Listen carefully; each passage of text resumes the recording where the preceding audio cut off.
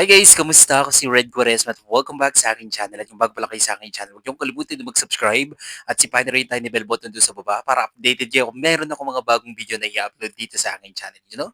At para sa video ito, another reaction video na naman ang gagawin ko. So magre-react nga ako guys dito kay Sinaloan Laguna Eliana Marie Aduana introduction video para sa Miss Universe Philippines 2025. And sobrang excited na ako guys na mapanood 'to. Actually Iliana Marie Aduana ang isa sa most favorite na kandidata ng Miss Universe ngayon na talagang, pinag-uusapan ng netizens. One of the most talked na kandidata ng Miss Universe Philippines 2025.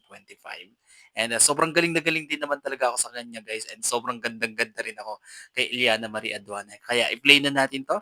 Without further ado, let's do begin in 1, 2, 3, go. Tara, play na natin. Wait lang, excited ako.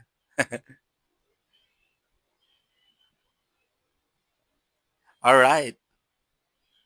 So ito na, play na natin.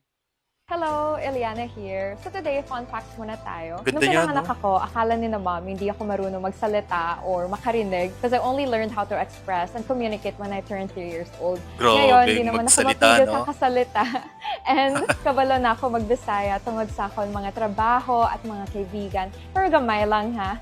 Now, fast forward to 2018, MPLE, board exams, I passed it. Wow, But I was still underage at the time, so I had to professional. wait till I turned 21 to get my professional license. Now, yun lang muna. See you soon. Mwah! Eh, ang galing niya magsalita 'no?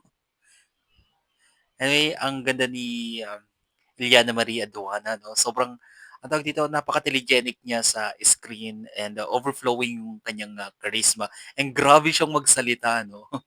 Sobrang, 'pag nagsasalita siya talagang pakikinggan mo and then, yung pagsasalita niya talagang ano, may substance. Alright, kung nagustuhan niyo 'to guys, bigyan ko malaking likes. Mag-comment kayo kung meron kayong mga request na video na puwede kong gawin dito sa aking channel.